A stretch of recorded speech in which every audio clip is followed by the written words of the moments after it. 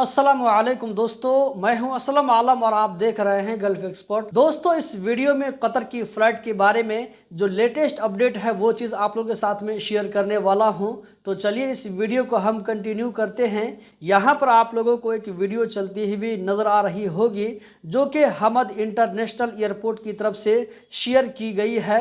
यहाँ पर कहा जा रहा है कि हमद इंटरनेशनल एयरपोर्ट पर जितने भी फ़्लाइट इससे पहले आती जाती थी सारी फ्लाइट को फुल कैपेसिटी के साथ में ओपन कर दिया गया है। इस वीडियो को हमद इंटरनेशनल एयरपोर्ट की तरफ से यही कह करके शेयर किया गया है।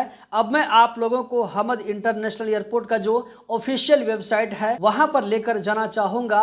यहां पर आप लोगों को बगल में उसकी वीडियो स्क्रीन रिकॉर्डिंग के शक्ल में नजर आ रही होगी, जहां पर आप देख सकते हैं हमद इंटरनेशनल एयरपोर्ट पर अक्सर व बेशतर फ्लाइट को शेड्यूल कर दिया गया है। या ये कि वो फ्लाइट हमद इंटरनेशनल एयरपोर्ट से जा चुकी है या ये कि वो फ्लाइट हमद इंटरनेशनल एयरपोर्ट आने वाली है। आज यानी कि 8 मई 2026, आज से अगर आप लगभग 10-12 दिन पीछे जाते हैं तो आप लोगों को बहुत सारी फ्लाइट कैंसिल्ड दिखाई देती होगी, लेकिन यहाँ पर आप देख सकते हैं कि कैंसिल्ड वाली फ़्लाइट अब बहुत ही कम नज़र आ रही है। मेरे ख्याल से 2-4% होगी, जबकि 90-95% अभी फ़्लाइट कतर जा रही है। इसी तरह कतर से दूसरे मुल्कों के लिए जा रही है।